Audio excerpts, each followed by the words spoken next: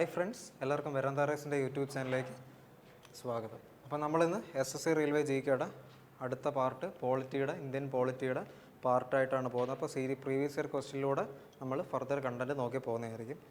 അപ്പോൾ നമുക്ക് ഇന്നത്തെ ഫസ്റ്റ് ക്വസ്റ്റ്യൻ നോക്കാം. ആദ്യത്തെ ക്വസ്റ്റ്യൻ വായിച്ചു നോക്കിയേ.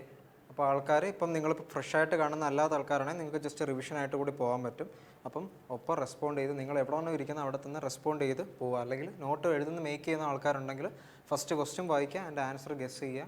ഈവൻ ദോ നിങ്ങൾക്ക് അറിയത്തില്ലെങ്കിൽ ഇപ്പം എക്സാമ്പിൾ ആണ്, the president of India is N integral part of.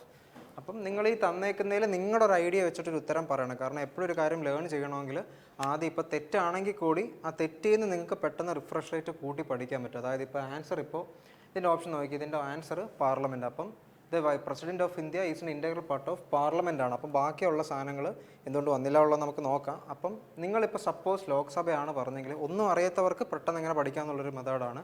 അപ്പോൾ ലോക്സഭ എന്ന് പറഞ്ഞാൽ പക്ഷേ നിങ്ങളുടെ എന്തെങ്കിലും ഒരു ഐഡിയയിൽ ഒരു ഉത്തരം നിങ്ങൾക്ക് വന്ന് കാണുമല്ലോ. അപ്പോൾ അത് പറയാൻ നേരം ഉത്തരം കാണുന്ന സ്പോട്ടിൽ, കാരണം നമ്മൾ തെറ്റ് പറഞ്ഞിട്ടുള്ളൊരു കുറച്ചൊരു 5 to 10 സെക്കൻഡ്സിൽ നമ്മൾക്ക് അത് തിരുത്താനുള്ള ത്വര ഭയങ്കര കൂടുതലായിരിക്കും. അപ്പോൾ ആ ഒരു സമയത്ത് നിങ്ങളുടെ ഫോക്കസ് റേറ്റ് എന്ന് പറയുന്നത് ഭയങ്കര കൂടുതലായിരിക്കും.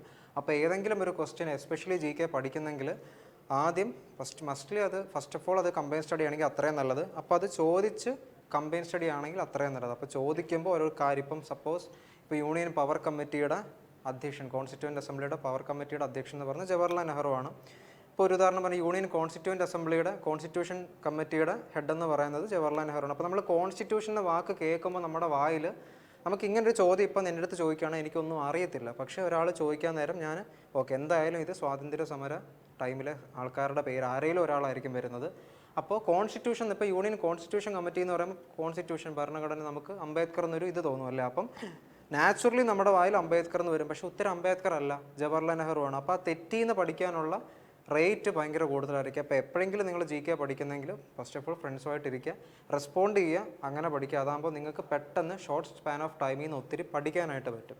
ഇവന്തോ ഇപ്പം നിങ്ങൾക്ക് പാകപ്പാട് ഗാന്ധിജിയുടെ പേര് അറിയത്തുള്ളൂ, അതെങ്കിലും തട്ടിവിടണം. കാര്യം പറഞ്ഞിട്ട് വിത്തിൻ സെക്കൻഡ്സ് നിങ്ങൾക്കത് തിരുത്താനുള്ള ഒരു ഫോക്കസ് റേറ്റ് ഉണ്ട്. അതിൽ നിന്ന് നിങ്ങൾക്ക് പെട്ടെന്ന് പഠിച്ചെടുക്കാനായിട്ട് പറ്റും. അപ്പോൾ ഇതിൻ്റെ ഓപ്ഷൻ ഏതാ answer? The president of India is N integral part of parliament. അപ്പം നോക്കിയാൽ പാർട്ട് 5 ദ യൂണിയൻ, നമ്മൾ ആർട്ടിക്കിൾ 52 ആർട്ടിക്കിൾ 53 നോക്കാം. അപ്പോൾ ആർട്ടിക്കിൾ 53 പ്രകാരം ദി പ്രസിഡന്റ് ഓഫ് ഇന്ത്യയെ പറ്റിയാണ് പറയുന്നത്. There shall be A president of India, article 52 അത് പ്രതിപാദിക്കുന്നു. ആൻഡ് അടുത്ത ഫർദർ ഈ പോയിന്റ്സ് നോക്കി article 53 executive power of the union. അപ്പോൾ അതിൽ 1 ഉം 2 ഉണ്ട്. ഫസ്റ്റ് എന്താ പറയുന്നത്? The executive power of the union shall B vested upon the president and shall be exercised by him either directly or through offices subordinate to him by this constitution. അതൊന്ന്. രണ്ടാമത്തത് without prejudice to the generality of the foregoing provision, അതായത് മുൻവിധി ഇല്ലാതെ the supreme commander of the defense forces of the union. അപ്പോൾ നമ്മുടെ supreme commander ആരാ? President ആണല്ലേ. 3 ഇതിൻ്റെയും supreme commander of defence forces president ആണ്. Of the union shall be vested in the president and the exercise thereof shall be regulated by law. അപ്പോൾ regulate ചെയ്യുന്നത് law ആയിരിക്കും. നമ്മൾ പണ്ട് അബ്ദുൽ കലാമിൻ്റെ അടുത്തൊരാളൊരു ചോദ്യം ചോദിച്ചിട്ടുണ്ടായിരുന്നു. അതായത് നിങ്ങൾക്ക് ഈ പ്ലെയിൻ പൈലറ്റ് ആവാൻ ഭയങ്കര താല്പര്യമായിരുന്നല്ലോ. അപ്പോൾ അന്ന് നൽകിയ മറുപടി എന്ന് പറയുന്നത് ഏകദേശം നിങ്ങൾക്ക് അതൊക്കെ കണക്ട് ചെയ്യുമ്പോൾ ഒരു പ്രസിഡൻറ്റിൻ്റെ പവർ മനസ്സിലാവും. ആദ്യം എനിക്കത് പറ്റത്തില്ലായിരുന്നു, എനിക്ക് എറോനോട്ടിക്കൽ എഞ്ചിനീയറിംഗ് എടുത്ത് പഠിച്ചത് കണ്ടിന്യൂ ചെയ്യാൻ പറ്റില്ല. പിന്നെ ഫർദർ ഞാൻ പ്രസിഡന്റ് ഓഫ് ഇന്ത്യ ആയപ്പോൾ now I am the supreme commander of all the forces എന്ന് അദ്ദേഹം ഒരു ഇൻ്റർവ്യൂവിൽ പറയുന്നുണ്ട്. അപ്പം ആർട്ടിക്കിൾ 53 പ്രകാരമാണ് ആ ഒരു കാര്യം നമുക്ക് പ്രതിപാദിക്കാൻ പറ്റുന്നത്. അപ്പോൾ സുപ്രീം കമാൻഡർ ആകുമ്പോൾ ഒബ്വിയസ്ലി അന്നത്തെ എയർ മാർഷൽ വഴി അദ്ദേഹം അന്ന് പൈലറ്റ് പറത്തുകയും ചെയ്തു. അതിൻ്റെ ഏതോ ഒരു സ്പെസിഫിക് വിമാനം പറത്തിയിട്ടുണ്ടായിരുന്നു. അപ്പം വെസ്റ്റഡ് അപ്പോൺ അത് സുപ്രീം കമാൻഡർ ആർട്ടിക്കിൾ 53 പ്രകാരമാണ് എക്സിക്യൂട്ടീവ് പവർ ഓഫ് ദി യൂണിയനിൽ രണ്ടാമത്തെ കേസിൽ supreme commander of defence force എന്ന് പറയുന്ന പ്രസിഡൻ്റാണ് എന്ന് നമ്മൾ പറയുന്നത്. ഇനി അടുത്ത് നോക്കിക്കുക ആർട്ടിക്കിൾ 54 എലക്ഷൻ ഓഫ് പ്രസിഡന്റ്. അപ്പോൾ ആർട്ടിക്കിൾ 54 പ്രസിഡന്റിൻ്റെ എലക്ഷനെ പറ്റി പ്രതിപാദിക്കുന്നുണ്ട്. അപ്പോൾ the president shall be elected by the members of an electoral college consisting of 1 the elected members of both houses of the parliament, പിന്നെ and the elected members of the legislative assemblies of the state. പിന്നെ അടുത്ത് നോക്കിക്കുക article 55 manner of election, ഏത് രീതിയിലായിരിക്കണം അദ്ദേഹത്തെ തിരഞ്ഞെടുക്കേണ്ടത് എന്നുള്ളതും പറയുന്നുണ്ട്. As far as practicable there shall be uniformity in the scale of representation of the different states at the election of president. പിന്നെ അടുത്ത 56-ാമത്തെ ആർട്ടിക്കിൾ പറയുന്നതോ term of office of the president. Office അല്ലെങ്കിൽ അദ്ദേഹത്തിന് ഓഫീസ് കൈകാര്യം ചെയ്യാൻ പറ്റുന്നതിൻ്റെ കാലയളവ്. The president shall hold office for a term of 5 years from the date on which he enters upon his office. അപ്പോൾ അധികാരം ഏറ്റെടുത്തതിന് ശേഷം 5 വർഷം വരെ അദ്ദേഹത്തിന് നോർമലി ഇരിക്കാനായിട്ടുള്ള ഒരു ഇതുണ്ട്, ടേമുണ്ട്. അപ്പോൾ അത് ആർട്ടിക്കിൾ 56 പ്രതിപാദിച്ചിട്ടുണ്ട്. ഇനി നോക്കി അടുത്ത ആർട്ടിക്കിൾ 57-ഉം ആർട്ടിക്കിൾ 58-ഉം എലിജിബിലിറ്റി ഫോർ റീ എലക്ഷൻ. അപ്പം വീണ്ടും ഒരു തിരഞ്ഞെടുപ്പ് വേണമെങ്കിൽ അതിനെപ്പറ്റി പ്രതിപാദിക്കുന്നത് 57-ലാണ്. A person who holds or who has held office as president shall subject to other provisions of this constitution be eligible for a re election to that office. അപ്പം re എലക്ഷൻ്റെ ക്രൈറ്റീരിയ പറയുന്നത് ആർട്ടിക്കിൾ 57. ആൻഡ് ആർട്ടിക്കിൾ 58-ലോ അതെന്താ പറയുന്നത്? Mainly qualifications for election as president. അപ്പോൾ ക്വാളിഫിക്കേഷനെ പറ്റിയാണ്. അപ്പോൾ പ്രസിഡന്റ് ആവാൻ വേണ്ട ബേസിക് ക്വാളിഫിക്കേഷൻസ് പറയുന്നുണ്ട്. ഒന്ന്, no person shall be eligible for election as president unless he is a citizen of India. അപ്പം ഇന്ത്യൻ പൗരനല്ലാത്ത ഒരു വ്യക്തിക്കും പ്രസിഡന്റ് ആവാനായിട്ട് പറ്റില്ല. സോണിയാഗാന്ധിയുടെ പണ്ടത്തെ UPA ഗവൺമെൻറ്റിൻ്റെ കേസിലൊരു കോൺട്രവേഴ്സിയുടെ മെയിൻ പോയിന്റ് ഇത് തന്നെയായിരുന്നു. ഇറ്റലിക്കാരിയായിട്ടൊരു വ്യക്തിക്ക് ആവാൻ പറ്റില്ല എന്ന് പറഞ്ഞ് അന്ന് കുറേ അധികം വഴക്ക് നടന്നിട്ടുണ്ടായിരുന്നു, ഈവൻ എന്തോ വേറെ കുറേ കാര്യങ്ങളുണ്ടെങ്കിൽ കൂടി. അപ്പോൾ അത് വെച്ചിട്ട് നോക്കാൻ നേരം ഫസ്റ്റ് പോയിന്റ് എന്താ പറയുന്നത്? സിറ്റിസൺ ഓഫ് ഇന്ത്യക്ക് മാത്രമേ ആവാൻ പറ്റത്തുള്ളൂ. പിന്നെ കാരണം നമ്മുടെ ഓരോ കോൺസ്റ്റിറ്റ്യൂഷൻ്റെയും ആർട്ടിക്കിൾസ് ഓരോ കോൺട്രവേഴ്സിക്കും കൂടെ വഴി നയിച്ചിട്ടുണ്ട്. അപ്പോൾ അതും കൂടെ വെച്ച് പഠിക്കുകയാണെങ്കിൽ, എസ്പെഷ്യലി ന്യൂസ് റെഗുലേറ്ററായിട്ട് കാണുന്നവരാണെങ്കിൽ നിങ്ങൾക്ക് അത് കണക്ട് ചെയ്ത് പെട്ടെന്ന് പഠിക്കാൻ പറ്റുമേ. അടുത്തത് രണ്ടാമത് എന്താ പറയുന്നത്? And has completed the age of 35. അപ്പം 35 വയസ്സിന് മണ്ടയിലായിരിക്കണം, അല്ലെ കംപ്ലീറ്റ് ചെയ്തിരിക്കണം. And is qualified for election as a member of the house of the people. അപ്പോൾ ഇത്രയും 3 ക്രൈറ്റീരിയാസ് എന്താണ്? Qualifications for election as a president ആണ്. ഇനി അടുത്ത article 59, article 60, article 61. Article 59 conditions of president's office അത് പറയുന്നു. And article 60 oath or affirmation by the president. അടുത്തത് article 61 procedure for impeachment of the president. അപ്പോൾ ഇംപീച്ച് ചെയ്യുന്നതിനെ പറ്റി പറയുന്നത് ആർട്ടിക്കിൾ 61-ലാണ്. ആർട്ടിക്കിൾ 59-ലോ കണ്ടീഷൻസ് ഫോർ പ്രസിഡന്റ് ഓഫീസിൻ്റെ കണ്ടീഷനും, ആർട്ടിക്കിൾ 60 അദ്ദേഹത്തിൻ്റെ അല്ലെങ്കിൽ പ്രസിഡന്റ് ആയ ഒരു വ്യക്തിയുടെ ഓത്ത് ഓർ അഫർമേഷൻ ആയിരിക്കും. And finally article 61 procedure for impeachment of the president. Clear അല്ലേ? അപ്പോൾ നമുക്ക് അടുത്ത സെഷൻ അല്ലെങ്കിൽ അടുത്ത ഇത് നോക്കുന്നതിന് മുമ്പ് നമ്മുടെ ഇൻസ്റ്റിറ്റ്യൂട്ടിൻ്റെ കോച്ചിങ് സ്റ്റൈൽ എങ്ങനെയാണെന്ന് നോക്കാം. ആദ്യം നിങ്ങൾക്ക് ബേസിക് ക്ലാസ്സസ് ആയിരിക്കും. അപ്പോൾ ക്ലാസ്സസിന് ശേഷം പഠിച്ച എന്താണോ അതെങ്ങനെ എക്സാം പോയിന്റ് ഓഫ് വ്യൂവിൽ നിന്ന് നമുക്ക് അപ്ലൈ ചെയ്ത് പഠിക്കുക എന്നുള്ളതിനൊരു അടിസ്ഥാനത്തിൽ ഡിസൈൻ ചെയ്തേക്കുന്നതാണ് സർക്കിൾ സിസ്റ്റംസ്. അല്ലെങ്കിൽ ഫസ്റ്റ് വരുന്നത് ബേസിക് സർക്കിൾസ് ആയിരിക്കും. അപ്പോൾ ബേസിക് നോളജ് വെച്ചിട്ട് നിങ്ങൾക്ക് ഓരോ മാത്സും റീസണിങ്ങും ഇംഗ്ലീഷും ഒക്കെ എങ്ങനെ വർക്കൗട്ട് ചെയ്യാമെന്നുള്ള അടിസ്ഥാനത്തിൽ ഒരു വർക്കൗട്ട് മെറ്റീരിയൽ തരും. അപ്പോൾ അവിടെ നിങ്ങളെ സർക്കിൾസ് ആക്കി ഗ്രൂപ്പ്സ് ആക്കി ഇരുത്തും. അവിടെ നിങ്ങൾക്ക് കമ്പൈൻ സ്റ്റഡി പോലെ പഠിക്കാൻ പറ്റും. ആൻഡ് അവിടെ നിങ്ങളെ ഗൈഡ് ചെയ്യാനും നിങ്ങളുടെ ഫർദർ ഡൗട്ട് ക്ലാരിഫിക്കേഷനായിട്ടൊരു മെൻറ്റർ സപ്പോർട്ട് കാണും. അതിനുശേഷം വരുന്നതാണ് എക്സ്ട്രീം സർക്കിൾ. അത് മെയിൻസ് ലെവൽ പ്രോഗ്രാമാണ്. അപ്പോൾ കുറച്ചുകൂടെ ദൈർഘ്യമേറിയ സെഷൻ ആയിരിക്കും. ആൻഡ് ക്വാളിറ്റേറ്റീവ് ആയിട്ടുള്ള മെയിൻസ് ലെവൽ ക്വസ്റ്റ്യൻസ് ആയിരിക്കും. അവിടെ നിങ്ങളെ ഒരു എലിജിബിലിറ്റി ടെസ്റ്റിൻ്റെ അടിസ്ഥാനത്തിലായിരിക്കും സർക്കിൾസ് അല്ലെങ്കിൽ ഗ്രൂപ്പ്സ് ആക്കി ഇരുന്നത്. അപ്പോൾ ബേസിക് സെറ്റ് ആവാത്ത ഒരാൾക്കും, കാരണം എക്സ്ട്രീം സർക്കിളിന് സീറ്റ്സ് ലിമിറ്റഡ് ആയിരിക്കും. അപ്പോൾ ബേസിക് സെറ്റായിട്ട് മാത്രം, കാരണം നിങ്ങൾക്കൊരു 2 month ടൈം തരും ബേസിക് സർക്കിളിന് ശേഷം. ആ ടൈമിൽ ബേസിക്സ് ഒക്കെ സെറ്റ് ആയതിനു ശേഷം മാത്രം എക്സ്ട്രീം സർക്കിൾ കയറുക. ഓർ അതർവൈസ് നിങ്ങളുടെ പ്രിപ്പറേഷൻ ടൈം ലേറ്റ് ആയിട്ട് പോകും. അപ്പോൾ ഡിലിജൻ്റ് ആയിട്ട് പ്രിപ്പയർ ചെയ്ത് പോവുക. അപ്പോൾ ഇവിടെ നിങ്ങൾക്ക് മെൻറ്റർ സപ്പോർട്ട് കാണും ഡെഫിനറ്റ്ലി. ആൻഡ് ഫർദർ വരുന്നത് സൂപ്പർ ബാച്ച് ആണ്. അപ്പോൾ ഓരോ എക്സാമിനും മുന്നോടി ഒരു മിനിമം ഒരു 2 month എങ്കിലും, മിനിമം ഒരു 1 month അല്ല മാക്സിമം 2 month മുന്നോടി തുടങ്ങുന്ന ഒരു ബാച്ച് ആയിരിക്കും സൂപ്പർ ബാച്ച്. അപ്പോൾ ആ 2 month അല്ലെങ്കിൽ 1 month കാലയളവിൽ ആ വരുന്ന എക്സാം ഏതാണോ നോട്ടിഫിക്കേഷൻ വിളിച്ചതിന് ശേഷം അതിനുവേണ്ടി മാത്രമുള്ളൊരു തയ്യാറെടുപ്പായിരിക്കും. അവിടെയും നിങ്ങളെ സർക്കിൾസ് ആക്കി ഇരുത്തും. നിങ്ങൾക്ക് കമ്പൈൻഡ് ആയിട്ട് സ്റ്റഡി ചെയ്യാൻ പറ്റും. ഒപ്പം ഫർദർ ഡൗട്ട് ക്ലാരിഫിക്കേഷന് മെൻറ്റർ സപ്പോർട്ട് കാണും.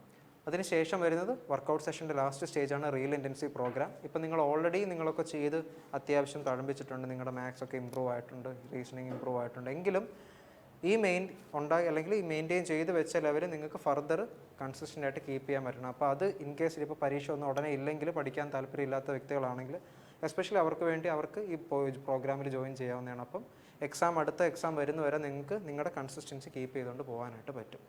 അതിനുശേഷം വരുന്നതാണ് ഇൻ്റർവ്യൂ, മോക്ക് ഇൻ്റർവ്യൂ. അപ്പം നമ്മുടെ PO എക്സാംസിൻ്റെ ഒക്കെ ഫൈനൽ സ്റ്റേജ് എന്ന് പറയുന്നത് ഇൻ്റർവ്യൂ ആണ്, അല്ലെ പേഴ്സണാലിറ്റി ടെസ്റ്റാണ്. അപ്പോൾ അതിൻ്റെ പെർഫോമൻസിൻ്റെയും കൂടെ അടിസ്ഥാനത്തിലായിരിക്കും നിങ്ങൾക്ക് നിങ്ങളുടെ മെറിറ്റ് ലിസ്റ്റിൽ കയറി കൂടാനായിട്ട് പറ്റും. അപ്പോൾ അവിടെ എന്തൊക്കെ പറയണം, എന്തൊക്കെ കാര്യങ്ങൾ പഠിക്കണം, എങ്ങനെയൊക്കെ ബിഹേവ് ചെയ്യണം എന്നുള്ളതിൻ്റെ ഒരു എറ്റിക്വറ്റ് പ്ലസ് അവയർനെസ് വേർഷൻ ഇവിടെ നമ്മൾ പ്രൊവൈഡ് ചെയ്യുന്നതായിരിക്കും. അപ്പോൾ നമുക്ക് ഓഫ്ലൈൻ കോച്ചിങ് ഉണ്ട്, ഓൺലൈൻ കോച്ചിങ് ഉണ്ട്. നിങ്ങളുടെ കംഫോർട്ട് സോൺ ഏതാണോ, ഓഫ്ലൈനിൽ വന്ന് ക്യാമ്പസിൽ ഇൻവോൾവ് ആയിട്ട് പഠിക്കാനാണ് താല്പര്യം എന്നെങ്കിൽ തന്നേക്കുന്ന നമ്പറിൽ ഓഫ്ലൈനും ജോയിൻ ചെയ്ത് പഠിക്കാം. മറിച്ച് അതല്ല, നിങ്ങൾക്ക് വീട്ടിലിരുന്ന് വീടിൻ്റെ കംഫോർട്ടിലിരുന്നാണ് പ്രിപ്പയർ ചെയ്യാൻ താല്പര്യമെങ്കിൽ, അല്ലെങ്കിൽ വർക്കിംഗ് പ്രൊഫഷണലൊക്കെ ആണെങ്കിൽ ഓൺലൈനിൽ തന്നേക്കുന്ന നമ്പറിലും ജോയിൻ ചെയ്ത് പ്രിപ്പറേഷൻ ഉടനെ തന്നെ സ്റ്റാർട്ട് ചെയ്യാം. ക്ലിയർ അല്ലേ? എങ്കിൽ അടുത്ത ക്വസ്റ്റ്യൻ നോക്കിക്കേ. The Controller and Auditor General CAG of India does not generally record receipts and expenditure of തന്നേക്കുന്നവർ ഈ പറയുന്നതിൻ്റെ റെസിപ്റ്റ് എക്സ്പെൻഡിച്ചർ ഒന്നും നമ്മുടെ CAG ഏത് തന്നേക്കുന്നതിൽ റെക്കോർഡ് ചെയ്യാത്തത് ഏതൊക്കെയാണെന്നാണ് ചോദ്യം. അപ്പം ആൻസർ ലോക്കൽ ബോഡിയാണ്. Central government, state government, government കമ്പനീസിൻ്റെ അല്ല, ലോക്കൽ ബോഡീസിൻ്റെതാണ്. അപ്പോൾ controller and auditor general of India is the apex authority. അതെന്താണ്? Apex authority of for external and internal audits of the expenses of the national and state government. അപ്പോൾ നാഷണലും state ഗവൺമെൻറ്റിൻ്റെ ഏത് എക്സ്പെൻഡിച്ചറിൻ്റെ അല്ല എക്സ്റ്റേണൽ ആൻഡ് ഇൻറ്റേർണൽ ഓഡിറ്റ്സ് നടത്തുന്നതിൻ്റെ apex അതോറിറ്റിയാണ് ഇത് controller and auditor general of India. അപ്പം നമ്മളിപ്പോൾ SSC CGL വാങ്ങിക്കുകയാണെങ്കിൽ തന്നെങ്കിൽ നമ്മൾ ഡിവിഷണൽ അക്കൗണ്ടൻ്റ് എന്ന് പറയുന്നൊരു പോസ്റ്റ് ഉണ്ട്. അപ്പോൾ അത് controller and auditor general of ഇന്ത്യയുടെ അടിയിൽ വരുന്ന പോസ്റ്റാണ്. പിന്നെ അസിസ്റ്റൻറ്റ് ഓഡിറ്റ് ഓഫീസർ ഉണ്ട്. അപ്പോൾ ഈവൻ ദോ നമ്മൾ പഠിക്കാനായിട്ട് പോകുന്ന പോസ്റ്റിലും ഇങ്ങനത്തെ കാര്യങ്ങൾ നമ്മൾ ചെയ്യേണ്ടതായിട്ട് വരും. പിന്നെ ഏതാ? It is popularly known as the CAG of India, controller and auditor general of India. And article 148 to article 151 of the Indian constitution deals with the എന്ത് കൺട്രോളർ ആൻഡ് ഓഡിറ്റർ ജനറൽ. അപ്പോൾ CAG ഓഫ് ഇന്ത്യയെ പറ്റി പ്രതിപാദിക്കാൻ deal ചെയ്യുന്ന article 148 to article 151. And the authority of the controller and auditor general CAG of India is established by article 148. Clear അല്ലേ? ഇനി അടുത്തത് article 149 to 151. അപ്പോൾ ആർട്ടിക്കിൾ 149 പ്രിസ്ക്രൈബ്സ് ദ എന്ത് ഡ്യൂട്ടീസ് ഓഫ് ദ അവരുടെ കൺട്രോളർ CAG ഓഫ് ഇന്ത്യയുടെ duties എന്തൊക്കെയാണെന്ന് depict ചെയ്യുന്നു. And article 150 it States that the accounts of the union and States. അപ്പോൾ നേരത്തെ നമ്മുടെ ക്വസ്റ്റ്യനിൽ ലോക്കൽ ബോഡിയിൽ എലിമിനേറ്റ് ചെയ്ത് സെൻട്രൽ സ്റ്റേറ്റ് ഗവൺമെൻറ് ഉണ്ട്. അപ്പോൾ അത് ആലോചിച്ചോണം. അപ്പോൾ സ്റ്റേറ്റിൻ്റെയും യൂണിയൻ്റെയും എന്ത് accounts be kept in such form as the president may on the advice of the CAG prescribe. അതൊന്നും. പിന്നെ article 151 says that the reports of the CAG of the India relating to the accounts of the union shall be submitted to the president, who shall cause them to be laid before each house of parliament. അപ്പോൾ അവിടെ പ്രസിഡന്റിനെ പറ്റി പ്രതിപാദിക്കുന്നുണ്ട്. Okay,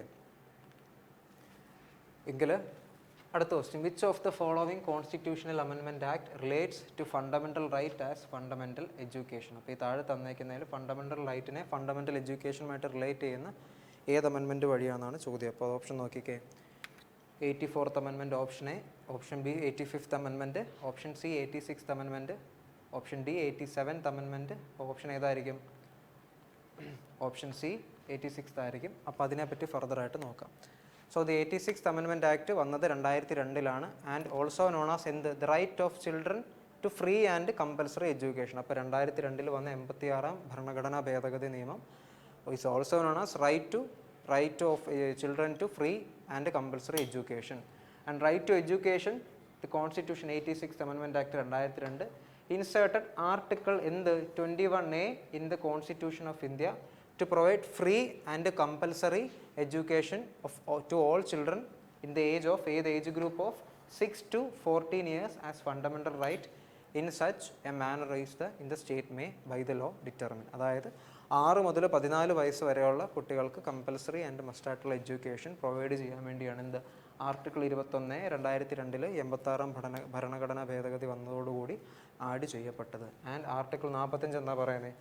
has been amended so as to restrict its scope to pre primary education up to 6 years of age. അപ്പോൾ അതിൻ്റെ scope pre primary എഡ്യൂക്കേഷൻ്റെ scope 6 വർഷം വരെ ആക്കാനായിട്ട് എന്ത് article 45 amend has been amended എന്നും പറഞ്ഞിട്ടുണ്ട്. എങ്കിൽ അടുത്ത 5ാമത്തെ question. How long is the tenure of the governor? Simple question അല്ലേ. ഗവർണറിൻ്റെ കാലാവധി എത്ര എന്നുള്ളത്. ഏതായിരിക്കും? ഓപ്ഷൻ ബി ഡെഫിനറ്റ്ലി 5 വർഷം. അപ്പോൾ നോക്കി ഗവർണറെ പറ്റി പ്രതിപാദിക്കുന്ന ഇതും കൂടെ നമുക്ക് നോക്കാം. The governor is the executive head of the state. നമ്മൾ സാധാരണ ഇടയ്ക്കൊരു തർക്കം വന്നായിരുന്നല്ലേ, മറ്റേ ഗവർണറാണോ നമ്മുടെ, അതായത് ഗവർണറിനും ചീഫ് മിനിസ്റ്ററാണ് ഇതിൽ ആർക്കാണ് പവർ കൂടുതൽ എന്നുള്ള രീതിയിലൊക്കെ നമ്മൾ സ്ഥിരം ന്യൂസിൽ കാണാറുള്ളതാണ്. അപ്പോൾ എക്സിക്യൂട്ടീവ് ഹെഡ് എന്ന് പറയുന്നത് എപ്പോഴും നമ്മൾ ഓരോ സ്റ്റേറ്റിൻ്റെതും ഗവർണർ ആയിരിക്കും. അതായത് രാജ്യത്തിന് പ്രസിഡൻ്റ് ആണെങ്കിൽ അതിൻ്റെ ഒരു ഇക്വലൻറ്റ് വേർഷൻ ഓഫ് സ്റ്റേറ്റ് ആണ് ആര്? Governor. State within the meaning of the article 153 154 of the constitution പ്രകാരം നമ്മുടെ എക്സിക്യൂട്ടീവ് ഹെഡ് ഒരു സ്റ്റേറ്റിൻ്റെ എന്ന് പറയുന്നത് നമ്മൾ കേരളത്തിന് ആരിഫ് മുഹമ്മദ് ഖാൻ, അപ്പം ബാക്കിയുള്ള സ്റ്റേഷൻ അതാത് ഗവർണർ ആയിരിക്കും. ആൻഡ് ആർട്ടിക്കിൾ 154 എന്താ പറയുന്നത്? It west the executive power of the state in the governor who exercise it either directly or through the officers subordinate to him in accordance with the constitution. ഒന്നെങ്കിൽ ഡയറക്റ്റ്ലിയോ അല്ലെങ്കിൽ അദ്ദേഹത്തിൻ്റെ subordinates ആയിട്ടുള്ള ആൾക്കാർ വഴിയോ അദ്ദേഹത്തിൻ്റെ execution അദ്ദേഹത്തിന് നടത്താനുള്ള അധികാരമുണ്ട് ബൈ ആർട്ടിക്കിൾ 154. ആൻഡ് ആർട്ടിക്കിൾ 155 എന്താ പ്രതിപാദിക്കുന്നത്? Appointment of the governor. ഗവർണറിന് അപ്പോയിൻമെൻറ്റ്, ഏത് വ്യക്തിയാണോ ഗവർണർ ആവുന്നത് അദ്ദേഹത്തിൻ്റെ അപ്പോയിൻമെൻറ്റിനെ പറ്റി ആർട്ടിക്കിൾ 155. ആൻഡ് ആർട്ടിക്കിൾ 156 ടേം നമ്മൾ പ്രസിഡൻറ്റിൻ്റെ നോക്കിയില്ലായിരുന്നു അപ്പോയിൻമെൻറ്റും ടേമും എന്ന് പറയുന്നതിൻ്റെ similar equivalent version of governor. അപ്പോൾ ആർട്ടിക്കിൾ 155 അപ്പോയിൻമെൻറ്റ് ഓഫ് ഗവർണറും article 156 the term of office of governor, നമ്മുടെ ഇപ്പോഴത്തെ ക്വസ്റ്റിൻ്റെ മെയിൻ അന്തസത്ത. And article 157 qualifications for the appointment of governor, അദ്ദേഹത്തിൻ്റെ ക്വാളിഫിക്കേഷൻ. And finally article 158 conditions for governor's office. നോക്കി അടുത്ത 6ാമത്തെ ക്വസ്റ്റ്യൻ ആണ്. സോറി, ഒരു മിസ്റ്റേക്ക് വന്നതാണ്. എൻ്റെ ഉത്തരം ഡയറക്റ്റ്ലി ഡിസ്പ്ലേ വന്നതാണ്. Lok Sabha secretariat comes under the direct control of speaker, option C. അപ്പോൾ അതിനെപ്പറ്റി റിലേറ്റ് ചെയ്തുള്ള പോയിന്റ്സ് നോക്കി. ആർട്ടിക്കിൾ 93, 94, 95, 96. അപ്പോൾ ആദ്യം നമുക്ക് ആർട്ടിക്കിൾ 93 നോക്കാം. അപ്പോൾ provides to choose 2 members of the house to be respectively speaker and deputy speaker when these 2 offices fall vacant. അപ്പോൾ ആർട്ടിക്കിൾ 93 പ്രകാരം 2 members ഓഫ് ദ ഹൗസിനെ സ്പീക്കറും ഡെപ്യൂട്ടി സ്പീക്കറുമായിട്ടാക്കാൻ പറ്റും. ആൻഡ് ആർട്ടിക്കിൾ 94 പ്രകാരം vacation, resignation and removal provisions for the offices of speaker and deputy speaker. And article 95 power of the deputy speaker or other person to perform the duties of the offices of or to act as the speaker. അപ്പം ഇപ്പം speaker ഇല്ലെങ്കിൽ deputy speaker അല്ല, by definition അവിടെ അധികാരമുള്ളത് സ്പീക്കറിനായിരിക്കും. അപ്പോൾ അദ്ദേഹത്തിൻ്റെ അധികാരം relate ചെയ്തേക്കുന്നത് അല്ല ഡീൽ ചെയ്യുന്നത് ആർട്ടിക്കിൾ 95 പ്രകാരമാണ്. And article 96 the speaker or the deputy speaker not to preside while a resolution for his her removal from office is under consideration. അപ്പം സ്പീക്കറോ ഡെപ്യൂട്ടി സ്പീക്കറിൻ്റെയോ റിലേറ്റ് ചെയ്തിട്ടുള്ള അവരെ റിമൂവ് ചെയ്യുന്നതിനെ പറ്റിയുള്ള റെസൊല്യൂഷൻ ചർച്ചയാവുന്ന സമയത്ത് അവർക്ക് എന്ത് ചെയ്യാൻ പറ്റില്ല? അവർക്ക് പ്രിസൈഡ് ചെയ്യാനായിട്ട് പറ്റില്ല ഓഫീസ്. അതും ആർട്ടിക്കിളിൽ പറയുന്നുണ്ട്. ആർട്ടിക്കിൾ 96 അത് പ്രതിപാദിക്കുന്നുണ്ട്. എങ്കിലടുത്ത 7ാമത്തെ ക്വസ്റ്റ്യൻ. സോറി കേട്ടോ. Which of the following articles of Indian constitution deals with the right to equality before law? അത് ആർട്ടിക്കിൾ 14 അപ്പോൾ അത് നോക്കി. ആർട്ടിക്കിൾ 14, 15, 16, 17, 18. ഇനി ഇത്ര എണ്ണം എന്താണെന്ന് നോക്കാം. അപ്പോൾ നോക്കി ആർട്ടിക്കിൾ 14 പ്രതിപാദിക്കുന്നത് the state shall not deny to any person equality before the law or the equal protection of the laws within the territory of India on grounds of എന്തൊക്കെ? Religion, race, caste, sex and place of birth. അപ്പം സ്റ്റേറ്റിന് ഒരു പേഴ്സൻ്റെ ലോയ്ക്ക് മുന്നാടി അവരുടെ equality നിഷേധിക്കാനായിട്ടുള്ള വകുപ്പില്ല. Or the equal protection of the laws within the territory of India on grounds of religion, race, caste, sex and place of birth. ഇനി ആർട്ടിക്കിൾ 15 എന്താ പറയുന്നത്? State shall not discriminate against any citizen on grounds of. അപ്പം ജാതി മത ഭേദമന്യേ അങ്ങനെ discriminate ചെയ്യാൻ പറ്റില്ല. റേസിൻ്റെ പേരിൽ, കാസ്റ്റിൻ്റെ പേരിൽ, സെക്സിൻ്റെ പേരിലും പ്ലേസിൻ്റെ പേരിലും ഡിസ്ക്രിമിനേറ്റ് ചെയ്യാനുള്ള അധികാരം ഒരു സ്റ്റേറ്റിനില്ല എന്ന് ആർട്ടിക്കിൾ 15 സൂചിപ്പിക്കുന്നു. And article 16 there shall be equality of opportunity for, അല്ല അവസരങ്ങളിൽ ഉള്ള ഇക്വാളിറ്റി ഉണ്ടാവണം for all citizens in matters relating to employment or appointment to any office under the state. അതൊന്നും. ഇനി ആർട്ടിക്കിൾ 17 എന്താ പറയുന്നത്? Abolition of untouchability. ഇപ്പോൾ തൊട്ടുകൂടായ്മയുടെ അബോളിഷനെ പറ്റി ആർട്ടിക്കിൾ 17 പറയുന്നു. And article 18 abolition of all titles except military and academic. ഇപ്പോൾ മിലിറ്ററിയും അക്കാഡമിക് റിലേറ്റഡ് ആയിട്ടുള്ള അല്ലാത്ത എല്ലാ ടൈറ്റിൽസിൻ്റെ അബോളിഷൻ. ഇനി അടുത്ത 8ാമത്തെ question. Who was the defence minister of India during the India China war of 1962? V K Krishna Menon. Okay, V K Krishna Menon was the 5th defence minister of the India from 1957 to 1962. And he was the defence minister of India during the നമ്മൾ ഈ പറഞ്ഞ Sino Indian വാറാണ് 1962. He was heavily criticised for എന്ത് ineffectiveness and poorly handling of the defence മെറ്റർ. കാരണം അന്ന് നമ്മൾ തോറ്റായിരുന്നല്ലേ, 1962 ചൈനയോടൊപ്പം നമ്മൾ ചൈനയ്ക്കെതിരെ തോറ്റായിരുന്നു. So അതുകൊണ്ട് തന്നെ വളരെയധികം ക്രിറ്റിസൈസ് അല്ലെങ്കിൽ വിമർശനങ്ങൾക്ക് അദ്ദേഹം ഇതാവേണ്ടി വന്നു. And strong opposition forced him to leave the ministry of defence in October 1962. അതും ഇതിൻ്റെ പശ്ചാത്തലത്തിൽ നടന്നൊരു സംഭവമാണ്. And the first draft of the preamble to the constitution of India was written by VK Krishna Menon. അതും കൂടെ വളരെ ഇമ്പോർട്ടൻ്റ് ആയിട്ടുള്ള ഒരു പോയിൻ്റാണ്. അപ്പോൾ നമ്മുടെ പ്രിയാമ്പിൾ ടു ദി കോൺസ്റ്റിറ്റ്യൂഷൻ്റെ ഫസ്റ്റ് ഡ്രാഫ്റ്റ് മേക്ക് ചെയ്ത ആരാണ്? Was written by VK Krishna Menon. അപ്പോൾ നമ്മുടെ 5ാമത്തെ ഡിഫൻസ് മിനിസ്റ്റർ, അത് ഇൻഡോ ചൈന വാറിൻ്റെ ടൈമിലെ ഡിഫൻസ് മിനിസ്റ്റർ ആയിരുന്ന വ്യക്തി.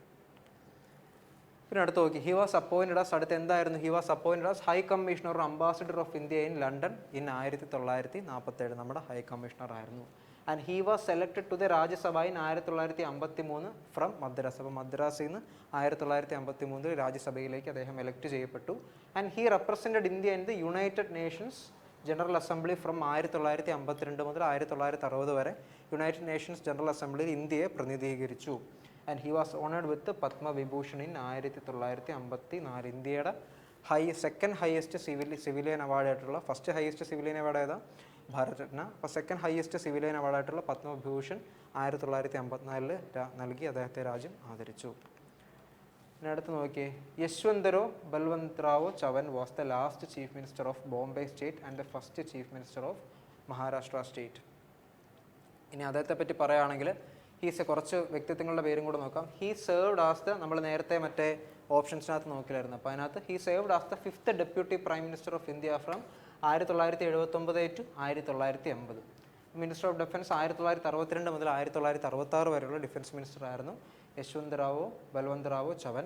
ആൻഡ് ഗുൽസാരിലാൽ നന്ദ എന്ന് പറയുന്നത് was the acting prime minister of India for 2 short periods following the deaths of ആരുടെ? ജവഹർലാൽ നെഹ്റുവിൻ്റെ 1964 മരണത്തിൻ്റെ ശേഷവും ലാൽ ബഹദൂർ ശാസ്ത്രി 1966 മരിച്ചതിന് ശേഷമുള്ള short term president, acting president ആയിട്ടായിരുന്നു ആര്? ഗുൽസാരിലാൽ നന്ദ ഉണ്ടായിരുന്നു, ആക്ടിംഗ് പ്രസിഡന്റ് ആയിരുന്നു ഇന്ത്യയുടെ. ആൻഡ് ജഗ്ജീവൻ റാം എന്ന് പറയുന്നത് served as the minister of defence from 1900. അപ്പോൾ ഇദ്ദേഹം ഒഴികെ ബാക്കി 2 പേരും ഡിഫൻസ് മിനിസ്റ്റേഴ്സ് ആയിരുന്നു. പക്ഷേ കാലയളവ് ഡിഫറൻ്റ് ആയിരുന്നു. 1977 മുതൽ 1979 വരെയാണ് ആര്? ജഗ്ജീവൻ റാം ഡിഫൻസ് മിനിസ്റ്റർ ആയിട്ടിരുന്നത്. And he was the 4th deputy prime minister of India. അങ്ങനെ ഒരു വിശേഷണം കൂടെ അദ്ദേഹത്തിന് ഉണ്ട്. ഇനി നോക്കി അടുത്ത question, which of the following colours are contained in the flag? ഏതാ? Obviously option D. Deep saffron ഉണ്ട്, വൈറ്റ് ഉണ്ട്. കളേഴ്സ് സ്പെസിഫിക് ആയിട്ട് ഓർത്ത് വെച്ചാണ്, ജസ്റ്റ് സാഫ്രോൺ മറ്റേ അല്ലെങ്കിൽ ഓറഞ്ച് അങ്ങനെ പറയാതെ നമ്മുടെ കറക്റ്റ് ഡീപ്പ് സാഫ്രോണും വൈറ്റും ഡാർക്ക് ഗ്രീനുമാണ്. വെറുതെ ഗ്രീൻ ഒന്നും വായിച്ചു വെക്കല്ലേ. അപ്പം പിങ്കളി വെങ്കയ്യ ഡിസൈൻ, നമ്മുടെ നാഷണൽ ഫ്ലാഗ് ഡിസൈൻ ചെയ്ത് പിങ്കളി വെങ്കയ്യാണ്. And the design of the national flag was adopted by the constituent assembly on India. ഏത് വർഷം? 1947 22 നമ്മുടെ national flag constituent assembly adopt ചെയ്തത്.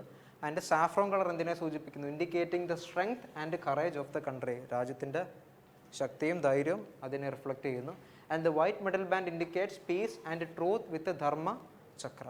അപ്പോൾ അടുത്തത് എന്താ? The last band is green and the colour shows fertility, growth and auspiciousness of the land. സമൃദ്ധിയും സമ്പൽ സമൃദ്ധിയും കൂടെ അത് കാണിക്കുന്നു.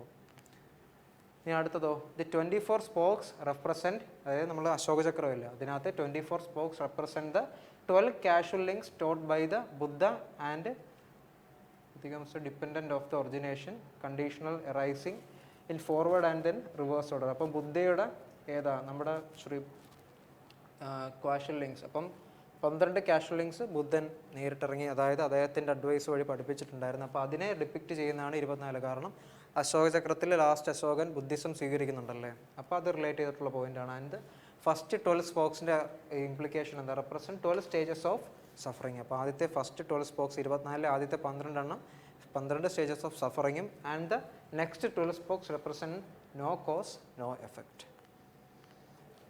അപ്പോൾ ഇന്നത്തെ സെഷൻ ഇവിടെ വൈൻഡപ്പ് ആവുകയാണ്. അപ്പോൾ പോളിറ്റിയിൽ നോക്കുകയാണെങ്കിൽ സിലബസ് കുറച്ചുള്ള 2 സാധനങ്ങൾ, 2 ഇതാണ് സബ്ജക്ട്സാണ് പോളിറ്റിയും എക്കോണമി. അപ്പം അത് പെട്ടെന്ന് തന്നെ പഠിച്ചെടുത്തോണം. നമ്മുടെ CHSലെ നോട്ടിഫിക്കേഷനൊക്കെ വന്നിട്ടുണ്ട്. അപ്പം GK മാക്സിമം പഠിക്കുക, ആൻഡ് ബാക്കിയുള്ളത് മോക്ക് വഴി ഇമ്പ്രൂവ് ചെയ്യാം. ഓക്കെ, അപ്പോൾ അടുത്ത സെഷനിൽ കാണുന്നവരായിരിക്കും.